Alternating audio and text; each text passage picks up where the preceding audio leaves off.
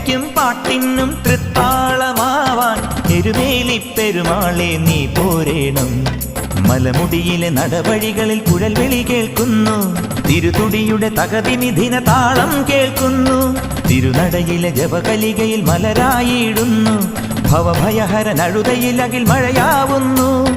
മലമുകളിലെ മണിയൊലികളിൽ ഉണരുക ദേവാ, ഇഹപരമിനി ഒരു ശ്രുതിഭര ബന്ധനമാവാം. മലമുകളിലെ മണിയൊലികളിൽ ഉണരുക ദേവാ, ഇഹപരമിനി ഒരു ശ്രുതിഭര ബന്ധനമാവാം.